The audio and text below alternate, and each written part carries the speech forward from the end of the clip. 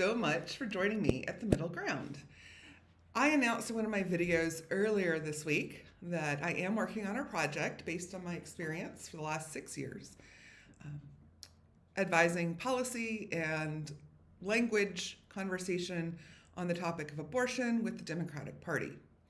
It opens up a lot of other issues, which hopefully all good books do, into the language barrier that we use to talk about some issues, inability to hear each other from different points of views, cross-culturally, the Southern culture that is informal, being very different from a formal New England political culture, inability for those people to understand how to talk to each other on issues they can agree on. So this is a bigger issue.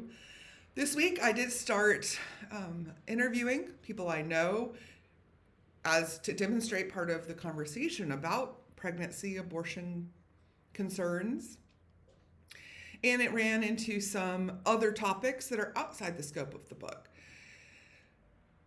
In fact, one person I've known for a long time decided he would unload on me a lot of his fears about the culture wars. And I felt it is outside of the scope of my project. It does touch on a lot of topics which are relevant and I wish to address. So I'm making this video to address some of the broader topics and specifically the culture wars that are going on. They tend to be around the gender and sexuality question. Tends to be the largest area of focus. Of course,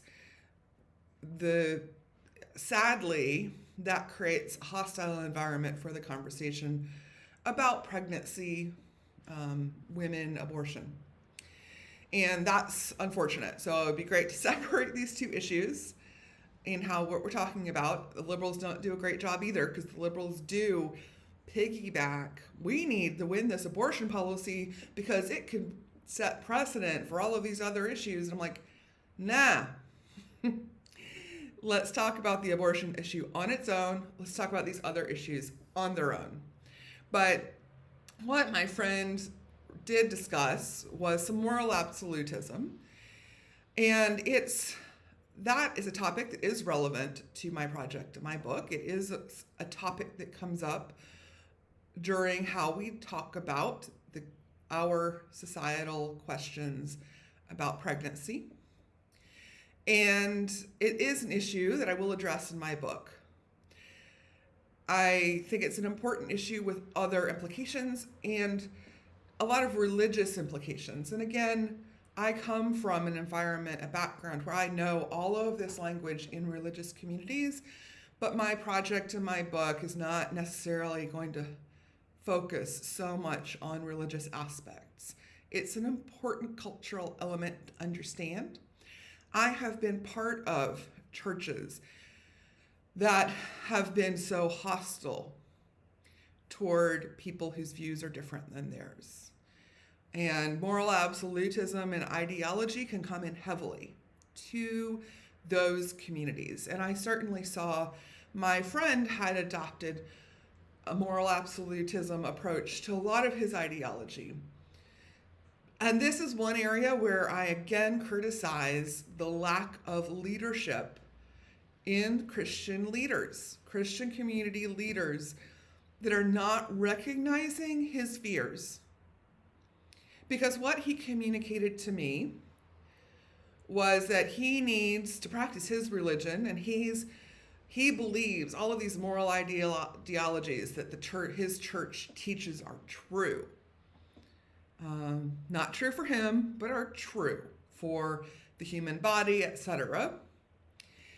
But he doesn't necessarily have any of those questions in his own life. So he has decided for his religious practices, these things are true. And he advised him how to live a good life according to his religious tradition. But then he moves into a neighborhood where there is a family that may not align and behave in a way that makes that comfortable for him.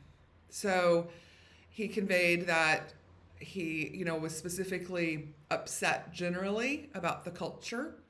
He asked me, I would say to people who don't share my convictions, and I am one of the people that do not share the degree that his convictions lead him to believe, how is that working out for you? Is that leading to the kind of world you want to live in? And I said, well, I have left church environments that were that extreme because I have said in a previous video, I am not a social conservative. I did not grow up in a household of social conservatives. Being in religious environments where churches push social conservatism so heavily as a requirement for faith doesn't represent to me the values I believe to be true or were raised with. So I have intentionally left churches that push extreme social conservatism. A lot of the behavior that I see in those communities are to point to any movie, any book that has a creative idea that is evil, that challenges something outside of this extreme moral idealism. In fact, some of you may know, I was in Seattle attending Mars Hill in 2004. And Mars Hill has come to mean a lot of things to a lot of people who are aware of what Mars Hill is and the absolutism that Mark Driscoll wound up taking. At the time I was there, however, that community presented a very different contrast to this very culturally, socially conservative East Coast church view that was based so heavily on moral idealism. When I attended Mars Hill in 2004, it was refreshing because they watched movies that other churches would just point at and say, that's evil. Mars Hill was refreshing because they said they're not going to sit back in a cloistered cave and point out at the world. We're going to go out there and we're going to engage with people who think differently than we do. If anybody knows how Mark Driscoll started Mars Hill, it was with a bunch of Seattle atheists in his living room, right? So when Mark Driscoll started, he was not afraid of people who thought differently than he did. Sadly, that's not where he's wound up. But in that journey of his church community, it represented something very different than a lot of church communities I've been part of and have decided no longer to participate in. And church leaders are certainly encouraging one of those models over the other.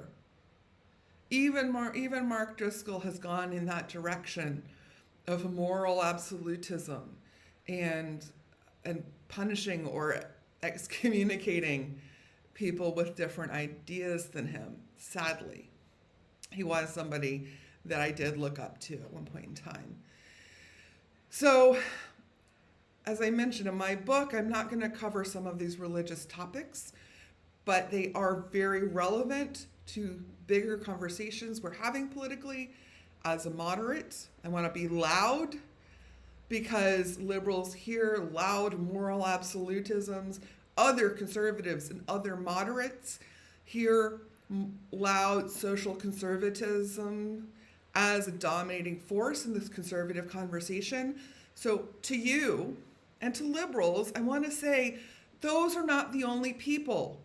There are people like me who can be louder. And I would encourage you, if you are more moderate and you are not a social conservative and you do not believe that religions that live in a cave and point out at the world and call it evil should dominate extreme political conservative views, then speak out, start being louder. That's part of the mission of this channel, is to encourage people in moderate, middle, to be louder, because people do not hear our voices enough.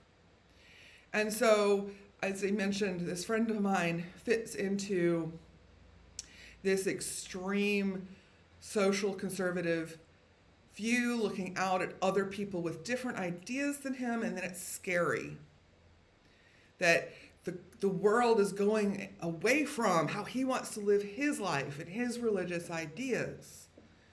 And he sees more and more people around him that challenge these ideas. I would say in the church communities I've been a part of we start to adopt this behavior pattern. What comes across to me is that in order for that church to survive and be relevant, they adopt this extreme protectionism. And I would say if your belief system is relevant for all people, then it should provide answers for anyone, even people who vastly differ with your point of view. And so if you have to adopt protectionism to survive as a church, to convince everybody in your community that everybody else is evil and this is the only place they can survive, that's really scary to me, and you should maybe consider the relevancy of your beliefs. My friend unloaded all of this fear on me, and I would say, where are the church leaders, the Christian leaders, recognizing how extreme some of your community members' fears have become? Leadership does not look like saying those fears should let them go run away and lock them in a cave. He sent me an email about a book written from this religious point of view that he shares. And the conclusion, his takeaway from the book was that the only answer for him to practice his religious beliefs was for his church community to cloister themselves off from the rest of the world that presented these scary challenges to his moral idealism. I was a child in Atlanta in the late 70s. I don't remember much of it, but I was a child in Atlanta in the 1980s. In Atlanta in the 1970s, a lot of white Christian communities thought the same way that my friend is telling me. Different scenario. My friend has a family in his neighborhood where there's an older sister who identifies as a lesbian and is influencing a younger child about gender descriptions, and he doesn't want his son around that family that challenges his moral idealism. That it's easier for him to run away than to be around people that challenge him with scary ideas that he believes are wrong. And he's reached a moral absolute conclusion about. There were a lot of white Christians in Atlanta that felt that way about black people. They did not want their good Christian white children to go to school with black people from communities that had different values that they called promiscuous. They did not want their children exposed to any people or community or cultural identity that raised scary questions to their religious absolutism or idealism and how they believed their white children needed to be raised. The Catholic Archdiocese of Atlanta is centered around the flagship cathedral, Christ the King, on Peachtree Street. And the Archbishop of Atlanta decided not to participate in this fear. The Archbishop of Atlanta decided not to be a religious leader telling white people that their fears should lead them to run away from scary things and change. Change is scary. The Archbishop of Atlanta in the 1970s said, our school will be fully integrated. Therefore, I was enrolled at that school because it is true that the Atlanta public schools, the education declined significantly when all of these families fled this scary change. So the Atlanta public schools were not equipped to provide me the level of education my parents prioritized. So my parents enrolled me at this Catholic elementary school where my classmates were from Mexican, Chinese, Black descent children. When I was 9, some of my best friends were a Black girl who was in the Girl Scouts with me, and a Chinese girl whose parents owned a Chinese restaurant. Those 2 girls were welcome into my parents' house anytime.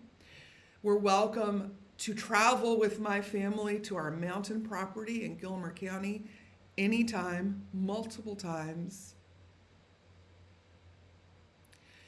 When somebody today who's a parent thinks that I'm going to be a sympathetic ear that change the makeup of the children in their neighborhood or school system is scary, and their only conclusion is they need to run away to protect their religious idealism, I'm sorry, I am the wrong place to go. Because my parents told me when I was 6 and attended a fully integrated elementary school to treat every child the same, even if they look different from me. And I have been surrounded my entire life by friends from different cultural backgrounds than I come from.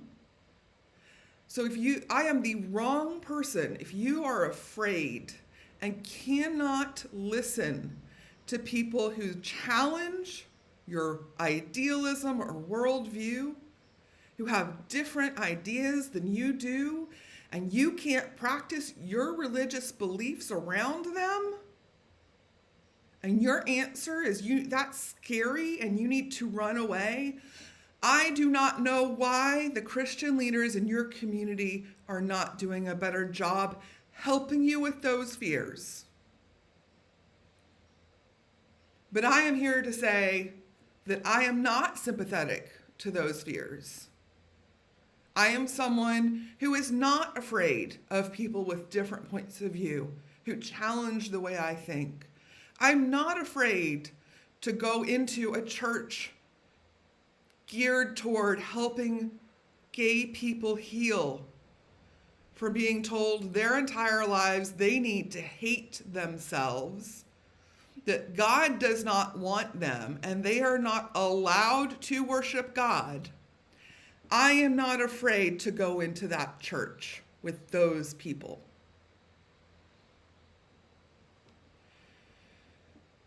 So if you are, I'm sorry for you. But I'm not here to support or validate or sympathize with your fears. My friend posed this question, since I don't share his extreme convictions, how that is going for me.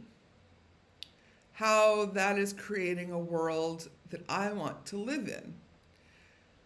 And my response was, well, gosh, my life has been enriched by having people in it that share different life experiences, different paths, different journeys. My life has been enriched by their point of view, by their struggles. It has enabled me to welcome people into my life who have been through that without judging them with moral absolutism, to listen to their struggles, for those people to trust me to be that vulnerable with me, and to support them getting back on their feet. So what that looks like for me, how that's going for me, is the ability to help other people change their lives.